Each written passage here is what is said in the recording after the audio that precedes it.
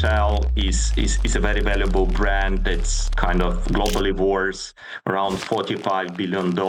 And Shell has significant presence in mobility. So we are present across 80 plus markets, 47,000 locations. Asia markets, a lot of customers are value conscious. So they're very, one is pricing conscious, and hence the loyalty program is very important in terms of how are we able to communicate the value altogether that we bring to the customers. But then moving into the global role, I think the key challenge was to unlearn.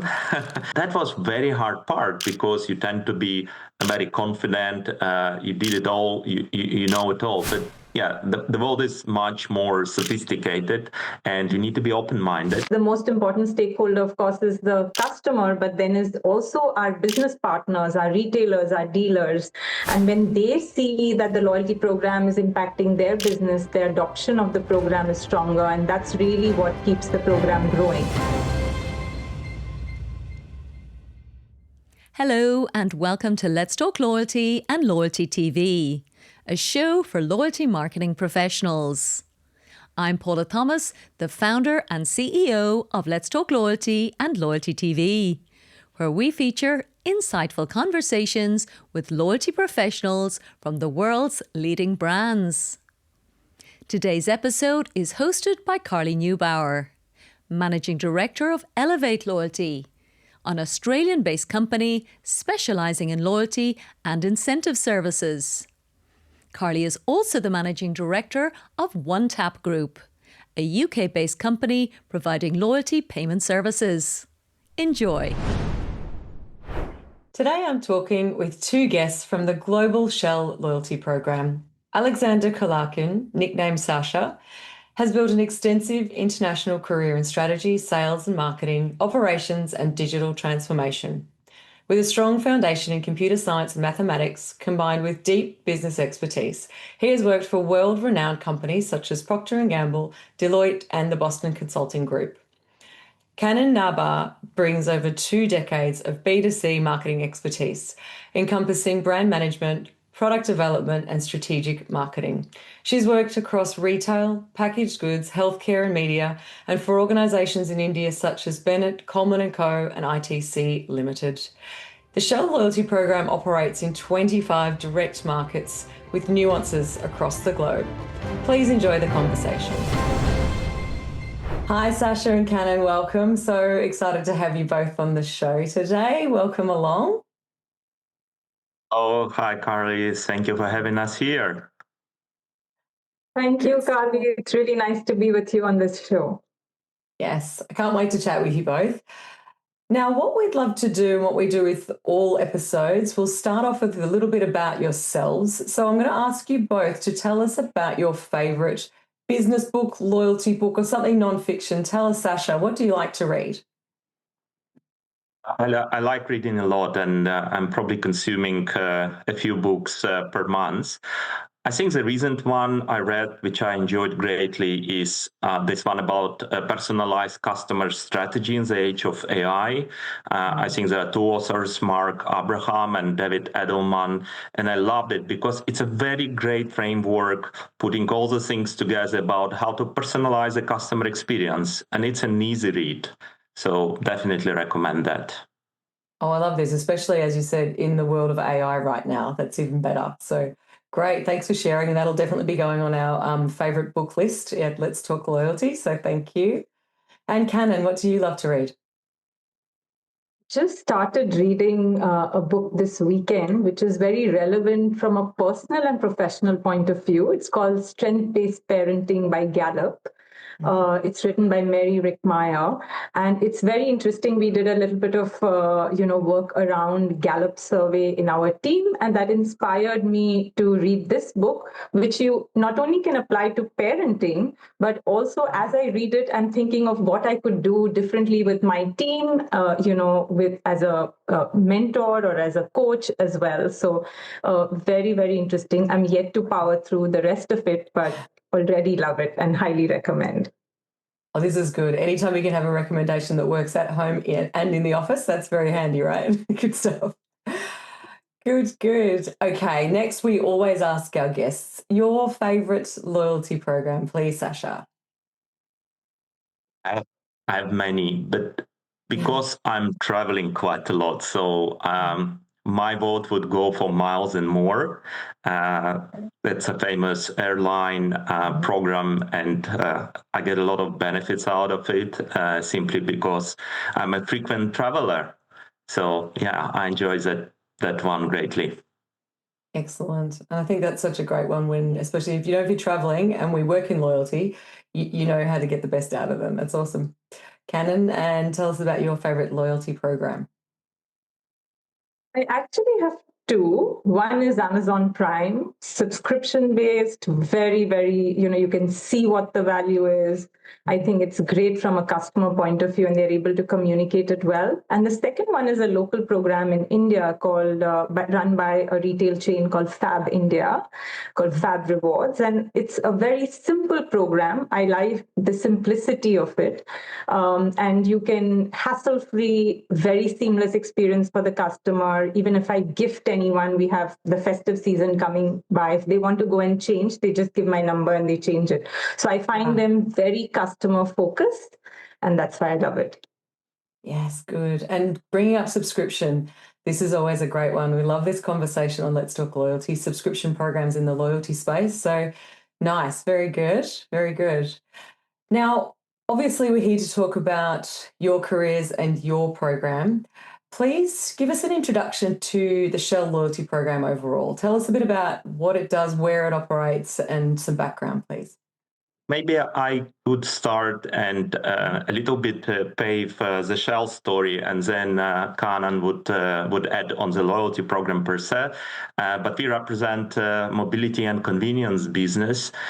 In fact, Shell is a very valuable brand. It's kind of globally worth around $45 billion, and Shell has significant presence in mobility. So we are present across 80 plus markets, 47,000 locations, including service stations, mobility hubs, EV charging stations. In fact, we have 75,000 public charging stations globally. We have number of convenience stores, 13,000 convenience stores globally as well, 2,500 Shell cafes, which is our new sort of brand for fresh coffee and food. And to give you some perspective on the numbers, we are selling 500 million cups of coffee every year, 2 billion cold beverages. So it's a sizable convenience business that we are operating. Now, maybe, Kanan, you can add some flavor about how we use the loyalty program within that business. Sasha, I think that context really helps because I think this is really what we get customers to come not only once, but the loyalty program is something that keeps them coming back and trying each of these offers, right? They come to us first for fuel, but then they get hooked onto the coffee and they're there for the car care. And this is how the program really ties all of it together. So our program has been on for many, many years, but we've started the digitalization journey about 7-8 years ago. We are now present in 25 direct markets, along with a lot of indirect license markets as well. Our program's goes by different brand names. I think we make it very, very relevant in each market. So in most markets, it's called either Shell Go Plus or it's called Shell Club Smart. But then we also have one of our largest markets, US, where it's called Fuel Rewards. So it goes by different names, but I think the binding factor that ties all of this is the CVP. We have very strong sort of always on offers. We have a core points-based program in all of our markets. And as we've gone along this digitalization journey, we try to make it very, very relevant for each of our customers. And that's really what keeps them coming back for more. Sasha, I don't know if there's anything you want to add to that. Well said, Kanan. Thank you. So tell me, if I'm in different regions, how does the program look? Talk to us a little bit about the different programs by region, by country. Are there different metrics by every country, or how do you actually operate it in all the multiple regions that you have? I think what we are mindful of is every region is very, very different. So I just been in Asia last week, visiting India and Philippines. And yeah, that's a different world if you compare with other markets. So in terms of customer types, vehicle types, and how the customers are interacting digitally with your product. So we try to make it very relevant. Every region would have sort of separate program which we try to adjust to the local needs, again to the vehicle types. For example, the big difference you would find between Europe and Asia is Asia is very big on two-wheeler type of vehicles, so that requires a separate thinking about the program structure, etc.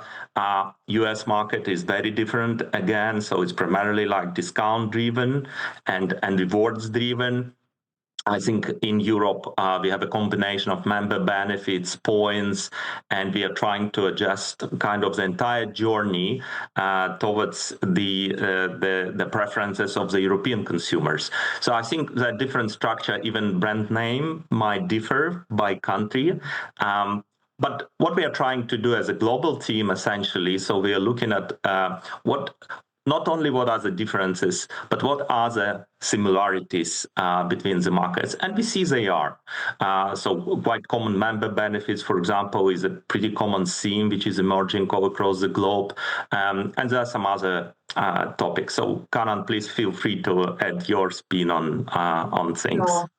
I think it's really, again, what we're trying to do is influence behaviors, right? And some of the features do that. A lot of people are very similar at their core. So, for example, something like milestones or stamp trackers work across markets. Consumers are used to those kind of offers across different retail chains, and those always sort of work well. So some of these things are, what we do centrally is take insights, make sure we use, consumer behavior and behavioral science in terms of structuring some of these. So I think those are the commonalities that we are able to pick across our program. Can you tell us about... sorry, go for it, Sasha. Yeah, I would also add, for me, the interesting aha moment is when it gets to even UI UX and how different regions kind of think about how the app should look like. There's a quite material difference in tastes, whether it should be very packed on the screen or it should be like clean and sort of decongested. That is pretty interesting discoveries that I'm still having, being in this business for a number of years. There are very interesting differences that are happening across the globe. Absolutely. Take us back to the start or earlier days, because I know you've been in market for a number of years and you're working through evolutions, but how do you approach this from the early start, design, strategy? Where do you start with something like this, especially when you're looking at so many regions? I think I can talk a little bit about my experience in India, where we did not have a loyalty program. So it was a greenfield market. And in 2020 is when we started the loyalty program. So as in many other industries, we first start with market research, with understanding, what is not only the competitive scenario, but also what are the usage and attitudes of the customers, right? So we want to be very customer-centric. In terms of strategy in any market, I think we have the benefit of having this program in so many other markets and learning, right? And typically what we would do is to connect with a market which is as similar to us as possible. And Sasha mentioned the differences across regions already, right? And then the global team helped us putting together the overall customer value proposition. And that's how we sort of built the program. And then comes the point where we have to make technology choices. And I think, again, this is where having that scale really helps because we have platforms which are relevant to different regions. And from there on, it's really about how do you want to construct that program? How do you want to make sure the offers are relevant for the customer? And I think one very important part, which is central to making sure that the program is profitable, is how do we put the commercial aspects together? How do we structure the points? How do we structure? So we literally help markets then create a business case around all of these commercial aspects, help them put together almost like a digital P&L for to know at the end of this. I think there are two things really, right? We want to be very customer centric. We want to make sure the customer is kept in mind when we design the program. But at the end of the day, we have to make sure that the program is profitable. So we make sure these two things are taken care of. We work very closely with the IT teams who have all kinds of specialists, including UI, UX designers, etc. We do a lot of, again, customer research and test and learn when we put these things together. And last but not the least, the most important part for us is at the end of the day, the program comes live at our forecourts. So how do we take our wider team together, onboard them, train our site staff is very, very critical to, a successful launch of a program for us. So that's really how we did it. And I think it was very interesting because when we launched the program in India, it was in the midst of COVID, towards the end of 2020. And in the first quarter, we got our first 500,000 registrations, which were literally through the site staff because there was so much less happening. So I think this really helps, for us, the last mile is really at our forecourts. And if Sasha, you want to add to that? Yeah, I would probably say so for me. So first of all, this area of loyalty and more broadly digital, that's where local, global teams are working very closely together. And I would say there are probably three important elements that we use to drive our thinking. So first of all, of course, it's a research, right? Understanding what the local consumers are preferring, how they interact with different loyalty programs. Would they prefer points or discounts or visits or something else? That's an important pillar. The second very important pillar for us is, of course, data. So we look at how the program is performing currently, what is happening, whether the KPIs are solid or they're not, do we see an opportunity, etc. And I think the third big pillar is about experimentation, is trying different things and doing even A/B testing and trying to understand what actually consumers really prefer. Right. So based on all those combinations, we make decisions how to evolve our program, how to tune it. One of the examples could be, for example, last year in the UK, we moved from visits-based program to a points-based program. So taking into account all the factors that I just mentioned, we made a decision. We can move the program to the next level. We can revamp it. And it's a very hard work and very delicate work where a lot of teams are involved, from IT, data and analytics, technology teams, product teams, but most important, local teams, because we execute locally. So everything should happen, all the trainings, and consumers shouldn't feel any pain. So they should kind of wake up one morning and get hopefully much better loyalty program. So we did that. But that's what is guiding our decision making in a way. Now, Kanan, can you go back to your point around looking for a market that might have similarities? Tell us a bit about any common themes that you can see throughout some of the regions, because I think that'd be really interesting to know some commonalities or some really big differences where you say, hey, this has worked in one market, but there's no way it's working somewhere else. Yeah, I think the commonalities are more easier to sort of track. I can say, for example, in Asia markets, a lot of customers are value conscious.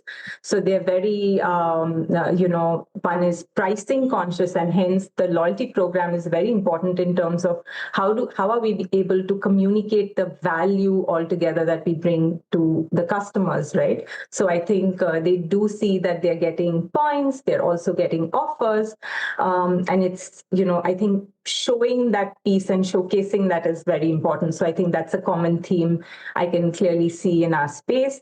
In terms of things that are very different, it could be like Sasha mentioned UI UX, right? And a very, very simple thing like European customers really like clean cut design. They want, that is something that shows order, that goes culturally sort of with the audience. While in Asia, I think the sense of having a lot on your screen gives that I'm getting a lot of off. I'm getting more bang for my buck. So our apps would then start looking very different, So I think that's one big difference.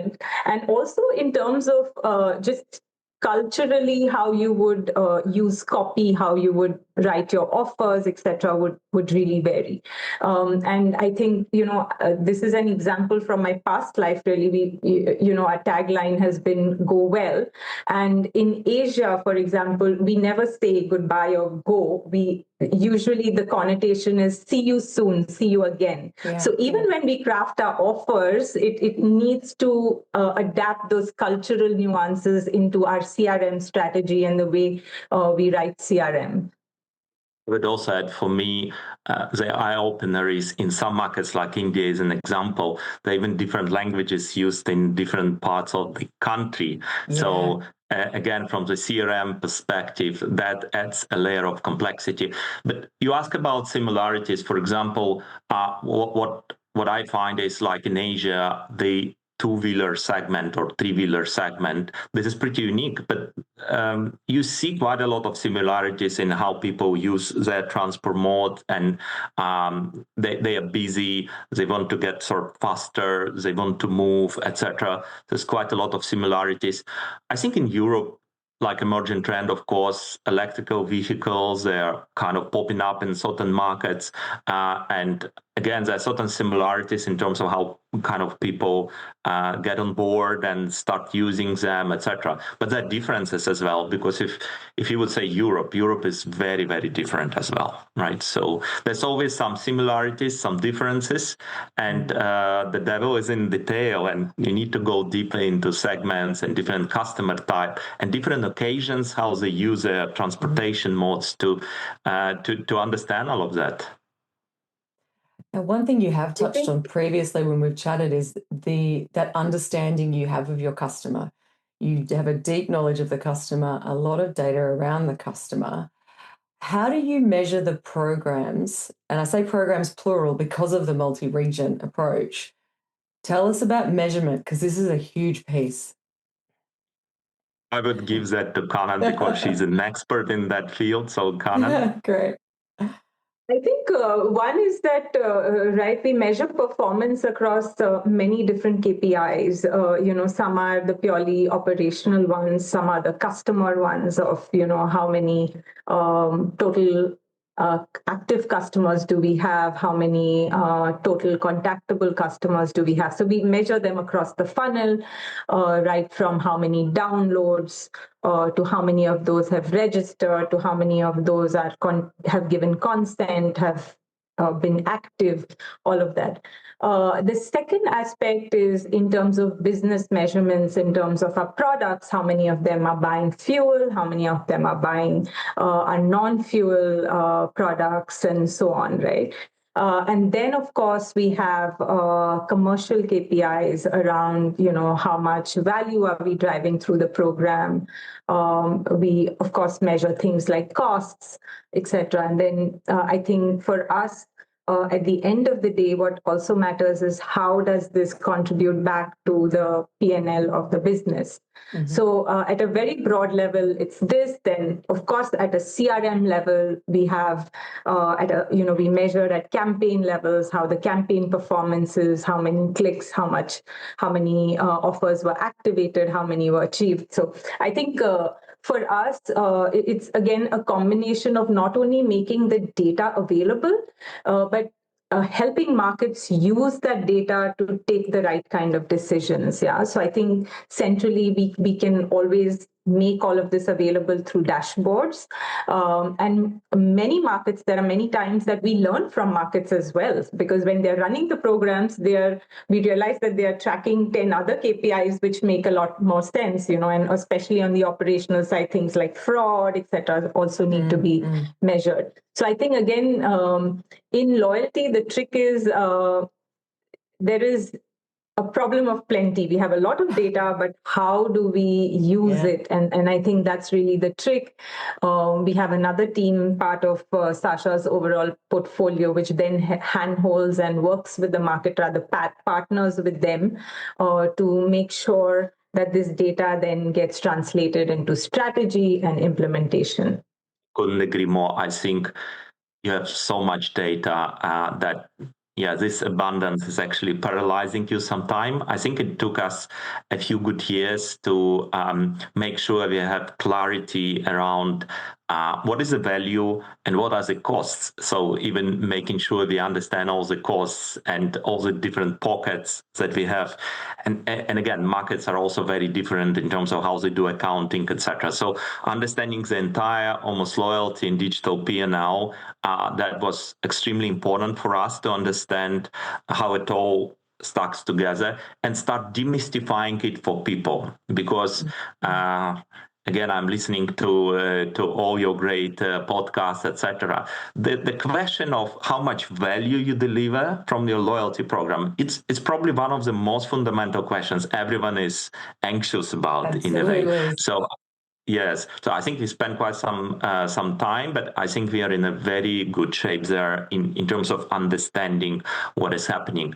But then beyond that, there's so many signals, there's so many parameters, there's so many segments, and we are now moving into personalization even, that I think one of the things that we are doing at the moment is making a very clear sort of tree of what depends on what and helping markets to sort of focus their attention on where the best opportunity lies for them in the given market, and then how to translate this opportunity into concrete actions that they can take based on all the best practices that we've learned, based on local best practices as well. So we are trying to help actually the markets to simplify their decision-making process and get them to value actually faster.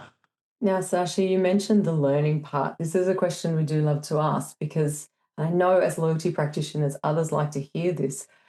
Have you faced any sort of big challenges, oops moments, or any key learnings you'd like to share around whether it's designing, launching, implementing, changing, evolving the program? I mean, everyone's had them, but any you can talk to us about? Yeah.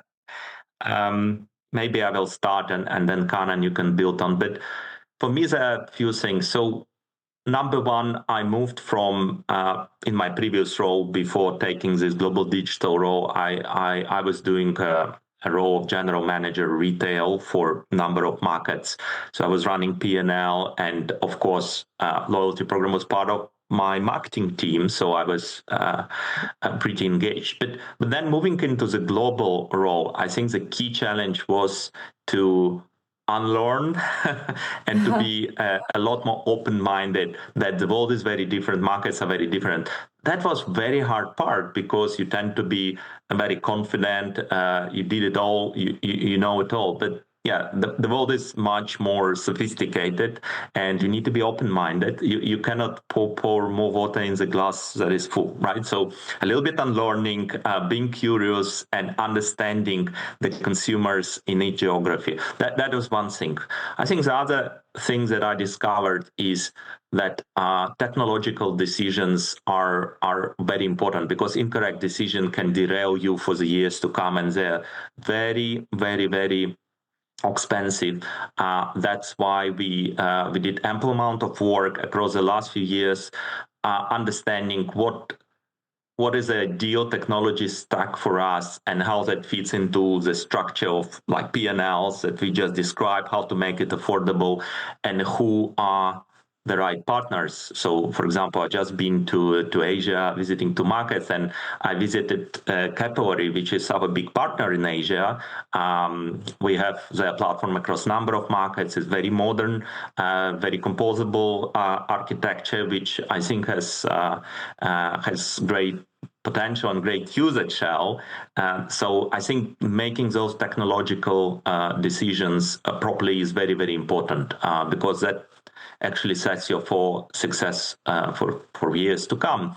Last but not least, what I discovered is, it sounds very simple, let's change the program, but significant amount of work by so many people to get it right. Because at the end, as I said, consumers, they need to wake up in the morning and just get everything working, right? And there's huge amount of work that is happening behind the scene, front end, back end, finance, legal, IT, everyone is working together and then executing that on site. So our service champions, so people who actually interact with customer, everything should be perfectly lined up and executed excellently, and that is hard. That is quite a challenge, I would say. Yeah, Kanan, maybe you can build on and add a few more things. Sorry, Kali, your question also included something on oops moments, is it? Totally did. Yes. Anything you'd like to share around oops? What did we do there and how did we learn or change? Sure. So thanks, Kali. I think this is like in any part of the business or any project, right? Loyalty does have its oops moments as well. And Sasha just spoke about how closely fine-tuned the whole chain needs to be. So, I think there have been times when, we've gone live with an app update, and, one update could have broken something else somewhere. And thankfully, we realized this very quickly because we have feet on the street, people from the sites who start calling us. And thankfully, our technology teams are very responsive. And these kind of mistakes, if at all it happens, can be corrected very quickly. But it does, help us make sure we then have the right processes in place, we have the right sort of interventions in place. We have a very strong customer operations team, so when they start getting calls, etc., we know there has been some technology break somewhere, that there are processes in place to make sure people get on the job and correct these aspects. So I think in our business, our loyalty program, which is so finely linked from what happens at the back end to the customer experience, I think this is generally an area. I mean, thankfully, it's a metric that we track, and those kind of oops moments are only lesser and lesser. But I think this is typically any marketeer's nightmare to wake up and have a lot of messages around. Never a good feeling. Go live or. So true, so true. I would say that the enjoyable part of this job, again, last week, in Philippines, I had an opportunity for 30 minutes to interact with drivers of jeepney. Those are small buses that carry people. And in 30 minutes, you get really good understanding of how these people live, how they use their car, who they transport, how they do business around it, etc. This is very rewarding. Those are things you don't have intuitively in your head. You just don't know it exists like that. And when you learn those things, you see how rich is the world, how many needs are there, and then obviously it's an opportunity to make people's life better a little bit using the loyalty program, using some of the elements of surprise, delight, or whatever, or just doing seamless experience. I think that helps people to live their lives and make their life journey better, as we say at Shell. So that is very rewarding, and it's a good aha moment as well. That kind of there's a lot of like positive energy in what we are doing. Just to add to that, I think for us, the most important stakeholder, of course, is the customer, but then is also our business partners, our retailers, our dealers.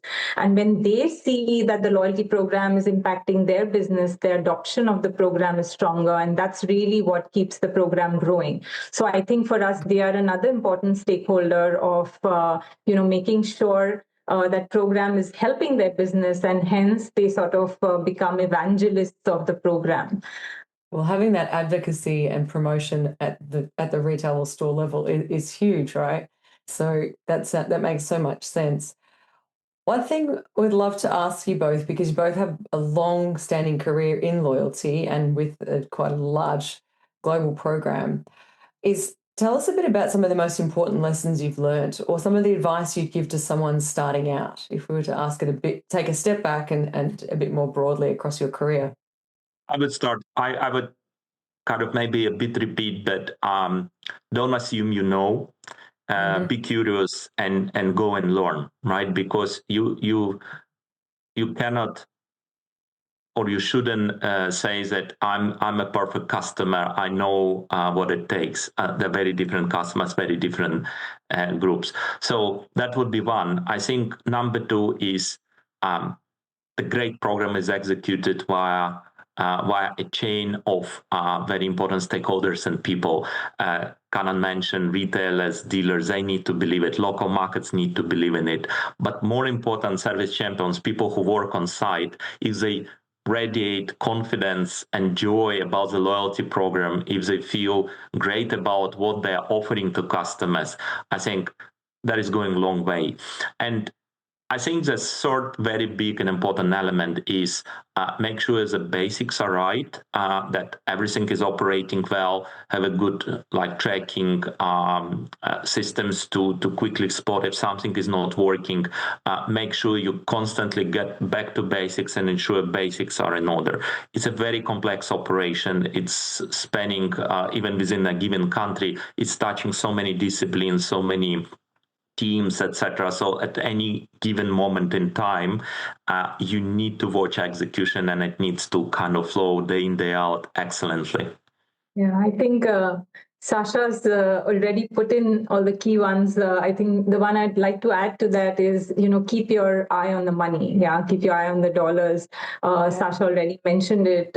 Understand what are your end-to-end costs, right? What are your true costs? We end up looking only at the marketing costs, but then you have your cost of points, discounts, you have your cost of people, you have cost of systems, all of that. So how do you keep your eye on the dollars to make sure that you're running a profitable program, because that's what keeps the faith and trust of the organization going, and you will continue to get investments into your program. So I think that's a very key element. And I think when we are structuring the program, we tend to be very optimistic and very enthusiastic about it, and we could miss some of the details. So it's worth spending time in the beginning to get that right.